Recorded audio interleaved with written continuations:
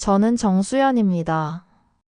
35세, S대 병원 신경외과 중환자실에서 15년째 간호사로 일하고 있어요. 그동안 수많은 중환자들을 돌보며 생과 사의 경계에서 일해왔죠. 남편 김민준과는 대학교 의공학과 동기로 만나 결혼한 지 12년이 됐습니다. 민준은 졸업 후 대기업을 거쳐 5년 전 AI 의료기기 스타트업 메디케어테크를 창업했어요. 덕분에 우리는 강남 신축 아파트에서 여유로운 생활을 할 수 있었죠. 주변 사람들은 모두 우리 부부를 부러워했어요. 성공한 사업가, 남편과 전문직 아내, 경제적 여유까지 갖춘 완벽한 커플이라고 말이에요. 하지만 완벽해 보이는 삶 뒤에는 균열이 생기고 있었어요. 민준의 회사가 성공하면서 그는 점점 더 바빠졌고, 저 역시 중환자실의 빡빡한 스케줄로 인해 집에서 만나는 시간이 줄어들었어요. 대화는 줄어들고 서로에 대한 관심도 식어갔죠. 그래도 12년을 함께 살아온 부부라는 믿음이 있었어요. 3개월 전 제가 연속 48시간 야간 근무를 마치고 집에 돌아가던 길이었어요.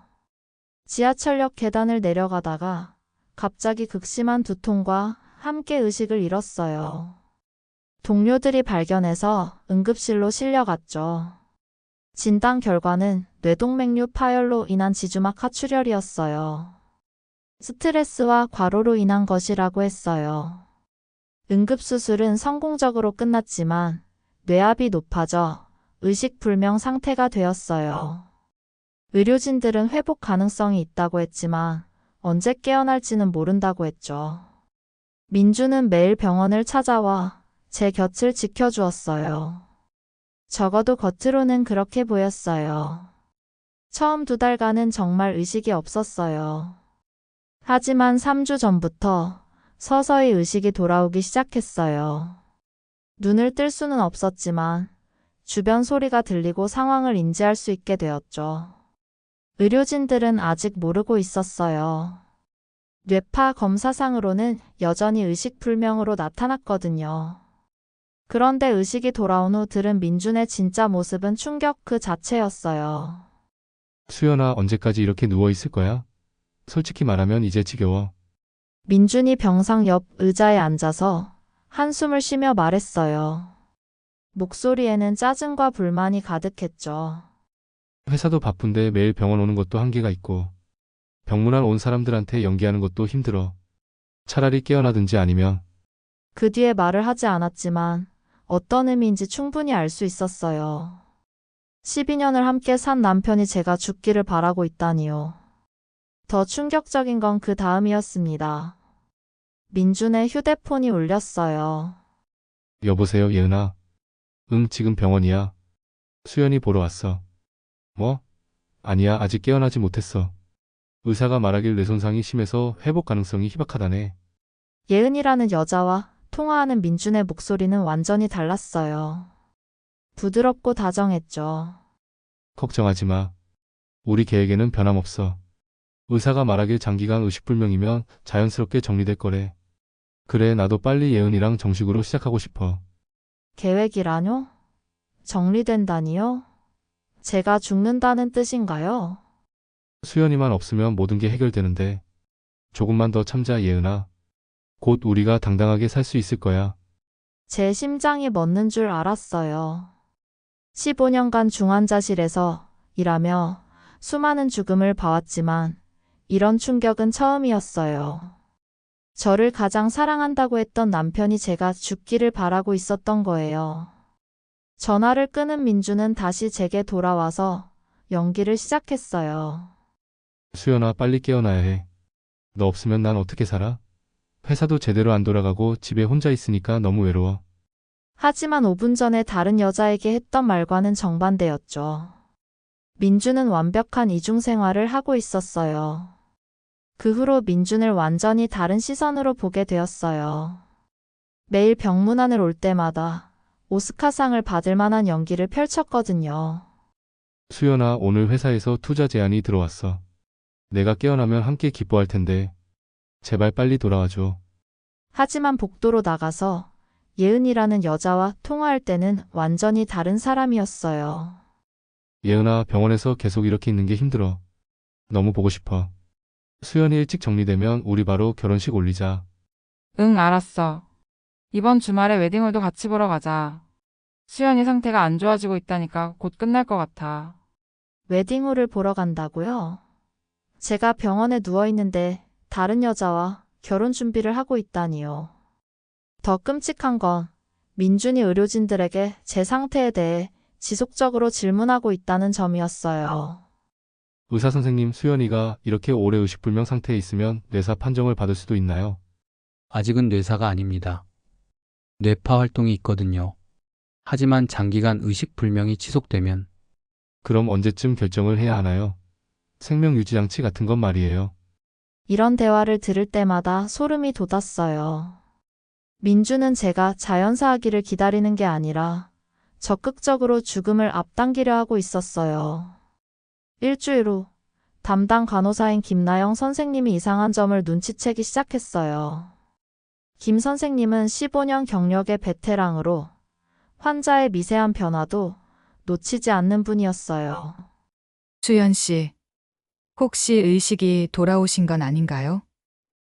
가끔 눈동자가 움직이는 것 같고 호흡 패턴도 바뀌는 것 같은데 김 선생님이 혼자 있을 때 조심스럽게 물어보셨어요. 저는 아주 작게 눈을 깜빡여 신호를 보냈어요. 정말이네요. 의식이 돌아오셨구나. 김 선생님이 놀라시며 제 손을 꽉 잡으셨어요. 저는 작은 소리로 상황을 설명했어요. 민준의 이상한 행동들, 예은이라는 여자와의 통화, 그리고 제가 죽기를 바라는 것 같다는 느낌까지요. 이건 큰일이네요. 정말 조심해야겠어요. 혹시 남편분이 뭔가 계획하고 있는 건 아닐까요? 김 선생님도 15년 경력 동안 비슷한 사례를 몇 번 본 적이 있다고 하셨어요. 환자가 의식불명 상태일 때 가족이 이상한 행동을 보이는 경우 말이에요. 일단 이 사실을 다른 의료진들에게는 알리지 말아요. 상황을 좀 더 파악해 봐야겠어요. 그날부터 김 선생님과 함께 민준을 관찰하기 시작했어요. 민준의 병문안 패턴, 통화 내용, 의료진과의 대화까지 모든 걸 체크했죠. 며칠 뒤 더 충격적인 사실을 알게 되었어요. 민준이 병원 업무과에서 제 치료비와 보험 관련 상담을 받고 있었거든요. 환자가 장기간 의식불명 상태에서 사망할 경우 생명보험금은 어떻게 처리되나요? 3개월 이상 입원 치료 후 사망하면 일반 생명보험금과 상해보험금을 모두 받을 수 있습니다. 총 금액이 얼마나 될까요? 부인께서 가입하신 보험을 확인해 보니 생명보험 5억, 상해보험 3억, 의료비 지원 2억까지 해서 총 10억 원 정도 될 것 같습니다. 10억이라고요? 제가 죽으면 민준이 10억을 받는다고요? 그제야 모든 퍼즐이 맞춰지기 시작했어요. 민준은 단순히 새로운 여자와 살고 싶어서 제가 죽기를 바라는 게 아니었어요. 10억이라는 거액의 보험금까지 노리고 있었던 거예요. 김 선생님의 도움으로 민준을 미행할 수 있었어요. 김 선생님이 휠체어를 구해주셔서 담요를 덮고 환자인 척하며 병원을 나섰죠. 3개월 만에 외출이었어요. 민준은 병원을 나서자마자 강남역 근처의 고급 오피스텔로 향했어요. 스카이타워라는 신축 건물이었죠. 로비에서 기다리니 30대 초반의 아름다운 여자가 나타났어요. 키 165cm 정도의 긴 생머리, 깔끔한 원피스를 입은 여자였어요. 더 충격적인 건 그 여자가 임신한 상태였다는 거예요. 배가 꽤 많이 나와 있었어요. 임신 7, 8개월 정도로 보였죠. 민준 오빠, 오늘 좀 일찍 오셨네요. 여자가 밝은 목소리로 민준을 맞이했어요. 바로 예은이었죠. 응, 수연이 상태가 별로 안 좋아서 의사와 상담하고 왔어. 정말요? 그럼 이제 곧 정리될 수 있을까요?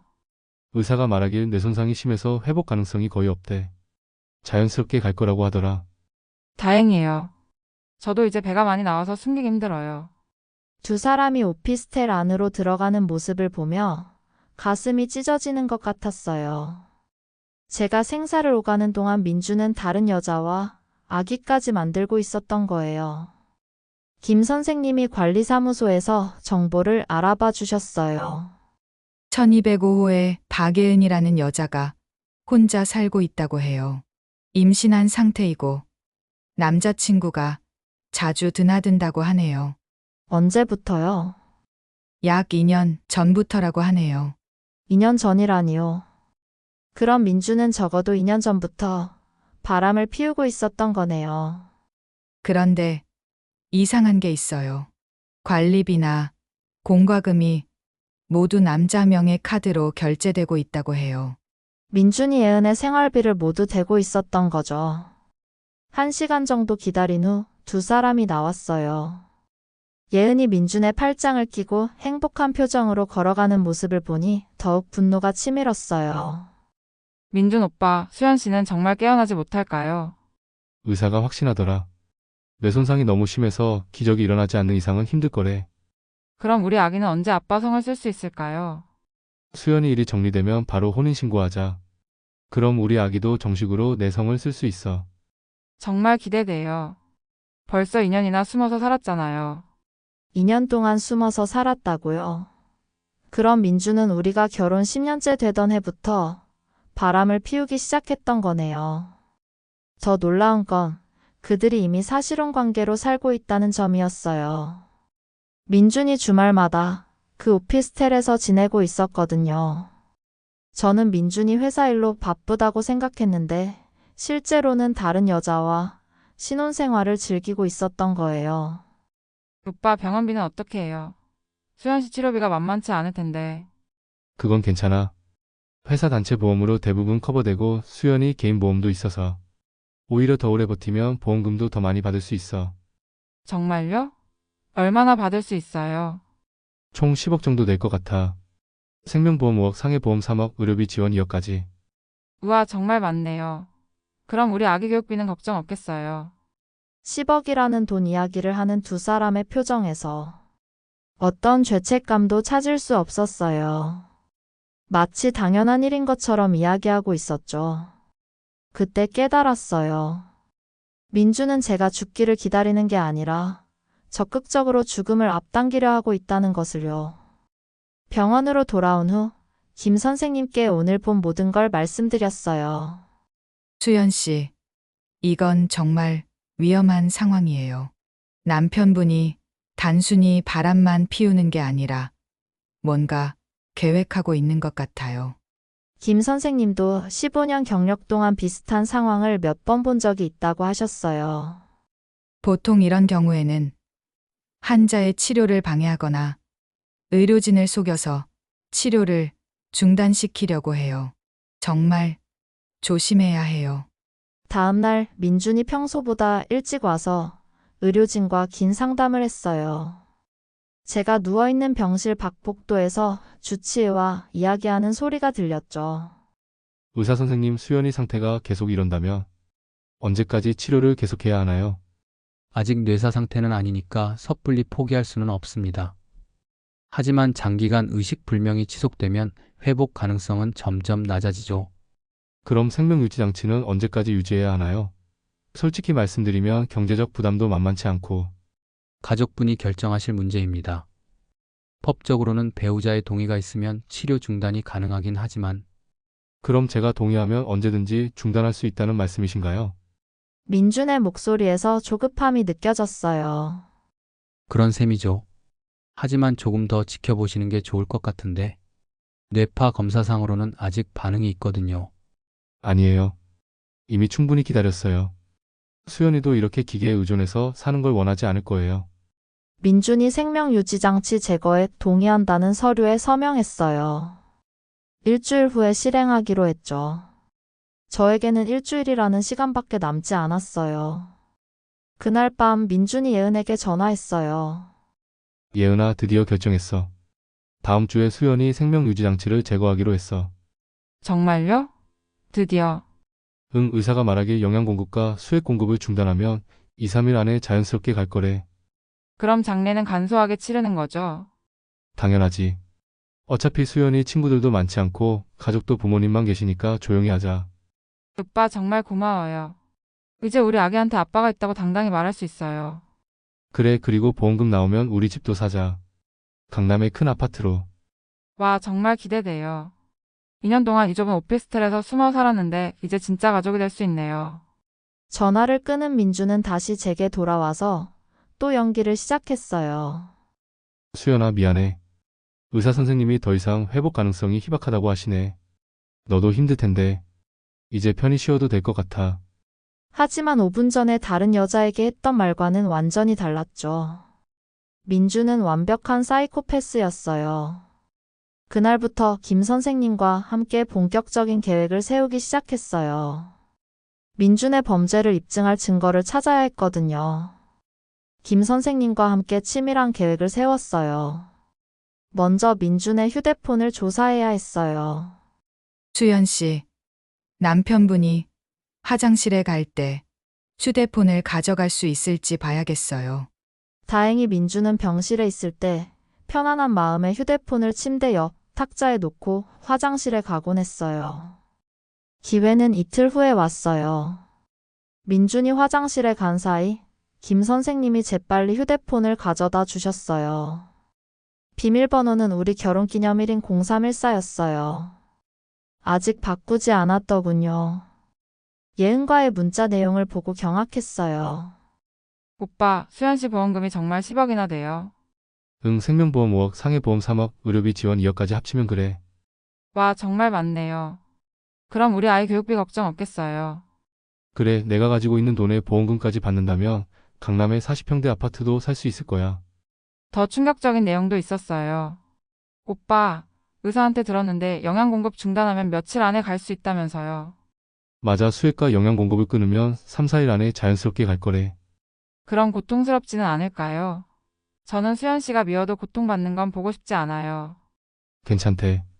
의식이 없으니까 아무것도 못 느낄 거야. 이 문자를 보고 있자니 온몸에 소름이 돋았어요. 두 사람이 제가 굶어 죽어가는 과정까지 계산하고 있었던 거예요. 또 다른 충격적인 문자도 있었어요. 예은아, 수연이 부모님께는 어떻게 설명할지 생각해봤어? 그냥 뇌 손상이 심해서 회복이 불가능했다고 하면 되죠. 의사도 그렇게 진단했으니까. 맞아. 그리고 장례 끝나고 6개월 정도 지나서 우리 결혼하자. 너무 빠르면 의심받을 수도 있어. 알겠어요. 그때까지 참을게요. 민주는 이미 모든 것을 계획해놓고 있었어요. 제 죽음부터 장례식, 그리고 재혼까지 말이에요. 민준 오빠, 수연 씨가 깨어나면 어떻게 해요? 깨어나지 못할 거야. 의사가 확신하더라. 그래도 만약에 말이에요. 그런 일은 없을 거야. 설령 깨어나더라도. 다른 방법이 있어. 다른 방법이요. 응, 뇌손상 환자들은 면역력이 약해서 감염에 취약하거든. 병원에서는 의료사고로 처리될 수도 있어. 다른 방법이라니요? 의료사고로 위장한 살인을 말하는 건가요? 휴대폰을 다시 제자리에 놓고 김 선생님께 모든 걸 말씀드렸어요. 수연 씨, 이건 계획적인 살인이에요. 경찰에 신고해야 해요. 하지만 아직 증거가 부족하지 않을까요? 아니에요. 충분해요. 문자, 메시지와 통화 내용만으로도 살인, 예비, 음모죄를 적용할 수 있어요. 하지만 저는 더 확실한 증거를 잡고 싶었어요. 민준이 완전히 꼼짝 못하도록 말이에요. 김 선생님과 상의한 결과 민준과 예은이 만나는 장면을 직접 녹화하기로 했어요. 김 선생님이 병원 보안팀에 아는 분이 있어서 소형 카메라를 구해주셨거든요. 수연 씨, 이 카메라는 펜 모양이라 전혀 티가 나지 않아요. 그리고 음성도 깨끗하게 녹음돼요. 계획은 간단했어요. 제가 휠체어를 타고 민준을 미행해서 예은과 만나는 장면을 모두 녹화하는 거였죠. 그날 저녁, 민준이 평소보다 일찍 병원을 나섰어요. 김 선생님과 함께 택시를 타고 뒤따라갔죠. 민준은 예상대로 스카이타워 오피스텔로 갔어요. 이번에는 1층 카페에서 기다리기로 했어요. 창문을 통해 로비가 잘 보이는 자리였죠. 30분 후 민준과 예은이 함께 나타났어요. 예은은 이전보다 배가 더 나와 있었어요. 곧 출산할 것 같았죠. 두 사람이 카페 맞은편 식당으로 들어가는 모습을 보고 저희도 따라 들어갔어요. 다행히 구석진 자리에 앉아서 그들의 대화를 들을 수 있었어요. 예은아, 내일 드디어 수연이 생명유지장치를 제거할 거야. 정말요? 드디어 끝나는 거네요. 예은의 목소리에는 기쁨이 가득했어요. 한 사람의 죽음을 그렇게 기뻐할 수 있다니요. 응, 의사가 말하길 영양 공급과 수액 공급을 중단하면 2, 3일 안에 자연스럽게 갈 거래. 고통스럽지는 않을까요? 의식이 없으니까 아무것도 못 느낄 거야. 그냥 잠들듯이 갈 거래. 민준이 마치 날씨 이야기하듯 제 죽음에 대해 말하고 있었어요. 그럼 장례는 언제예요? 간소하게 하자. 수연이 친구들도 별로 없고 부모님만 오실 거야. 3일장으로 조용히. 오빠 장례 비용은 얼마나 들어요? 많이 안 들 거야. 3천만 원 정도? 보험금 10억에 비하면 세 발의 피지. 두 사람이 제 장례비까지 계산하고 있는 모습을 보니 분노가 치밀었어요. 그런데 예은아, 수연이 부모님이 의심하면 어떻게 하지? 걱정하지 마세요. 의사가 회복 불가능하다고 진단했잖아요. 그리고 오빠가 3개월 동안 성실하게 간병했으니까 아무도 의심하지 않을 거예요. 맞아. 나도 완벽하게 슬퍼하는 남편 연기를 해왔으니까. 오빠 보험금은 언제 나와요? 사망 후 한 달 정도 지나면 서류 처리가 끝날 거야. 그럼 우리 집도 사고 아기용품도 준비하고. 정말 기대돼요. 이제 수연 씨 눈치 안 보고 당당하게 살 수 있어요. 제 눈치를 봤다고요? 저는 그들의 존재조차 몰랐는데요. 그런데 오빠, 만약에 수연 씨가 기적적으로 깨어나면 어떻게 해요? 이 질문에 민준의 표정이 달라졌어요. 그런 일은 절대 없을 거야. 의사가 단언했어. 그래도 만약에 말이에요. 민준이 잠시 생각하더니 소름 끼치는 말을 했어요. 그럼 다른 방법을 써야지. 다른 방법이요. 뇌손상 환자들은 면역력이 약해서 감염에 취약해.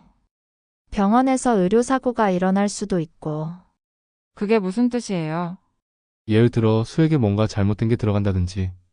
병원에서는 의료진 실수로 처리될 거야. 의료사고로 위장한 살인을 계획하고 있었던 거예요. 정말 치밀한 사이코패스였어요. 오빠, 그런 건 너무 위험하지 않아요? 걱정하지 마. 내가 의료기기 회사를 운영하니까 병원 시스템을 잘 알거든. 민준이 자신의 전문 지식을 이용해서 완전 범죄를 계획하고 있었던 거죠. 모든 대화를 녹화했어요. 이제 결정적인 증거가 생겼죠. 식사를 마친 두 사람이 오피스텔로 돌아가는 모습까지 촬영했어요. 엘리베이터에서 키스하는 장면, 예은이 민준의 손을 자신의 배에 올리는 모습까지 모든 걸 담았어요. 병원으로 돌아온 후 김 선생님과 함께 녹화 내용을 확인했어요. 수연 씨, 이제 충분한 증거가 모였어요. 내일 당장 경찰에 신고해야 해요. 하지만 저는 민준과 직접 대면하고 싶었어요. 12년간 저를 속였던 그 얼굴을 똑바로 보고 싶었거든요. 선생님, 내일 아침에 민준이 생명유지장치 제거하러 오겠죠? 네. 10시에 오기로 했어요. 그럼 그때 제가 깨어난 모습을 보여주고 싶어요. 위험하지 않을까요? 남편분이 무슨 짓을 할지 몰라요. 괜찮아요. 증거도 다 확보했고 선생님도 계시잖아요. 드디어 복수의 시간이 다가왔어요. 다음날 아침 9시 저는 김 선생님의 도움으로 침대에서 일어나 앉았어요. 3개월 만에 제 힘으로 앉는 거였어요. 다리가 후들거렸지만 복수를 위해서는 참을 수 있었어요. 수연 씨, 정말 괜찮아요? 혹시 몸에 무리가 되면 괜찮아요. 선생님 오늘만 버티면 돼요. 김 선생님이 제 머리를 단정히 정리해 주시고 병원 가운도 깨끗한 걸로 갈아입혀 주셨어요. 10시 정각 민준이 의사와 함께 병실로 들어왔어요. 생명유지장치 제거를 위한 마지막 확인 절차였죠. 그럼 오늘 오후 2시에 시작하겠습니다. 마지막으로 환자분께 인사하시고 싶으시면 의사가 말을 마치기도 전에 민준이 제 쪽으로 다가왔어요. 그런데 제가 침대에 앉아있는 모습을 보자 얼굴이 하얗게 질렸어요. 안녕, 민준아. 저는 차분하게 인사했어요. 민준의 얼굴이 순식간에 창백해졌죠. 수연아? 언제 깨어났어? 3주 전부터 모든 걸 듣고 있었어. 예은이와의 통화도, 보험금 이야기도, 생명유지장치 제거 계획도. 의사가 깜짝 놀라며 제 상태를 확인했어요. 환자분 정말 의식이 완전히 돌아온 건가요? 언제부터요? 3주 전부터요. 하지만 남편이 저를 죽이려 한다는 걸 알게 되어서 숨기고 있었어요. 뭐라고요? 의사가 민준을 의심스러운 눈으로 바라봤어요. 민준이 당황하며 변명하기 시작했어요. 수연아, 무슨 말을 하는 거야? 내가 너를 왜 죽여? 3개월 동안 매일 병원에 와서 간병했잖아. 간병이라고? 매일 와서 언제 죽을지 확인하러 온 거잖아. 저는 가방에서 녹음기를 꺼냈어요. 어젯밤 예은과의 대화가 고스란히 흘러나왔어요. 내일 드디어 수연이 생명유지장치를 제거할 거야. 정말요? 드디어 끝나는 거네요. 녹음이 흘러나오자 민준의 얼굴이 더욱 창백해졌어요. 이건 오해야. 예은이는 그냥 오해? 내가 2년 동안 바람 피우고 아기까지 만든 여자잖아. 휴대폰에서 찍은 사진들을 보여줬어요. 민준과 예은이 키스하는 사진, 예은의 임신한 모습, 오피스텔에서 나오는 사진들까지. 의사가 경악하며 말했어요. 이게 정말인가요? 환자분이 의식불명 상태일 때 이런 일을? 의사 선생님, 남편이 저를 일부러 죽이려고 했어요. 생명유지장치 제거도 보험금 10억을 타기 위한 계획이었고요. 민준이 무릎을 꿇으며 빌기 시작했어요. 수연아, 미안해. 정말 미안해. 내가 잘못했어. 예은이와는 끝낼게. 다시 우리 둘이서 시작하자. 다시 시작하자고? 민준아, 너는 어젯밤에도 내가 기적적으로 깨어나면 의료사고로 위장해서 죽이겠다고 했잖아. 녹음기에서 그 부분이 재생되자 의사의 표정이 완전히 굳어졌어요. 이건 살인 예비 음모죄에 해당합니다. 즉시 경찰에 신고해야겠어요. 김 선생님이 이미 경찰에 신고해 두셨다고 했어요. 곧 경찰이 올 거라고요. 민준아, 12년을 함께 살았는데 어떻게 이럴 수 있어? 네가 나한테 평생 함께 하자고 했으면서. 수연아, 정말 미안해. 내가 미쳤었어. 회사 일이 바빠지면서 스트레스를 받다 보니 스트레스? 그게 바람 피우고 사람 죽일 이유가 돼? 아니야, 그게 아니라 그때 병실 문이 열리며 경찰이 들어왔어요. 김민준 씨 맞으시죠? 살인미수 및 보험사기 미수 혐의로 긴급 체포합니다. 경찰이 민준에게 수갑을 채우자 민준이 마지막으로 제게 소리쳤어요. 수연아, 제발 한 번만 용서해줘. 정말 사랑해. 하지만 저는 더 이상 그 말을 믿지 않았어요. 민준아, 이미 늦었어. 네가 나한테 한 일들을 생각하면 용서는 불가능해. 민준이 끌려가는 모습을 보며 후련함과 동시에 허무함을 느꼈어요. 12년간 함께했던 사람이 이렇게 끝나다니요. 민준이 체포된 후 예은도 공범으로 체포되었다는 연락을 받았어요. 임신 중이라 구속은 면했지만 재판에는 참석해야 한다고 했죠. 일주일 후 검찰 조사가 시작되었어요. 저는 휠체어를 타고 검찰청에 갔어요. 아직 걷기에는 무리가 있었거든요. 피해자분, 이 사건은 정말 충격적입니다. 배우자가 의식불명인 환자를 상대로 이런 계획을 세우다니. 검사님도 놀라워했어요. 민준의 조사 내용을 들어보니 더욱 충격적인 사실들이 드러났어요. 민준은 제가 뇌출혈로 쓰러진 직후부터 보험금을 조사하기 시작했어요. 그리고 예은과 함께 제가 죽었을 때의 시나리오를 상세히 계획했던 거죠. 가장 소름 끼쳤던 건 민준이 의료기기 회사 CEO라는 직책을 이용해서 병원 시스템을 조작할 방법까지 알아봤다는 점이었어요. 혹시 환자분이 깨어나면 수액에 공기를 주입해서 공기색전증을 일으킬 계획이었습니다. 이 경우 의료사고로 처리될 가능성이 높거든요. 검사의 설명을 들으니 온몸에 소름이 돋았어요. 정말 치밀한 살인 계획이었던 거예요. 예은에 대한 조사 결과도 충격적이었어요. 예은은 민준을 처음 만났을 때부터 그가 기혼자라는 걸 알고 있었어요. 그리고 적극적으로 민준을 부추겨서 저를 제거하라고 압박했던 거죠. 예은 씨가 임신한 후 더욱 적극적으로 피해자 제거를 요구했습니다. 아이의 아버지를 확실히 하기 위해서였죠. 예은은 단순한 제3자가 아니라 적극적인 공범이었던 거예요. 재판이 시작되었을 때 민준의 변호사는 모든 것이 단순한 불륜이었다고 주장했어요.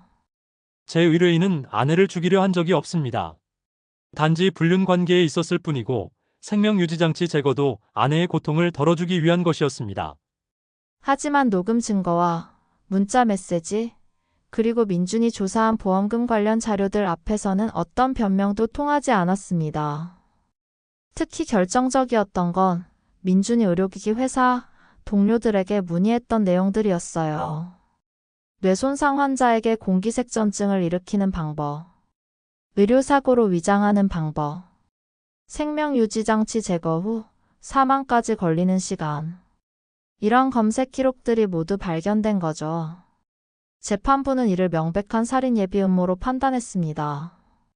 피고인의 행위는 단순한 불륜을 넘어서 아내의 생명을 위협하는 극악무도한 범죄입니다. 더욱이 환자가 의식불명 상태일 때 이런 계획을 세웠다는 점에서 그 죄질이 매우 나쁩니다. 1심에서 민준은 살인 미수로 7년, 보험 사기 미수로 3년을 선고받아 총 10년형을 받았습니다.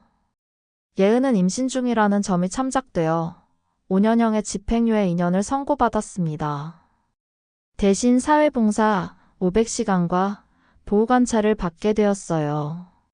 형사재판과 함께 이혼 소송도 진행되었어요. 민준 측에서는 재산 분할을 최소화하려고 온갖 수단을 동원했지만 저에게는 최고의 변호사가 있었어요. 김 선생님의 소개로 만난 이 분야 전문 변호사였는데 이런 사건을 20년간 다뤄온 베테랑이었어요. 부인, 이번 사건은 남편 측의 잘못이 명백하니까 재산 분할에서 유리한 위치에 있어요.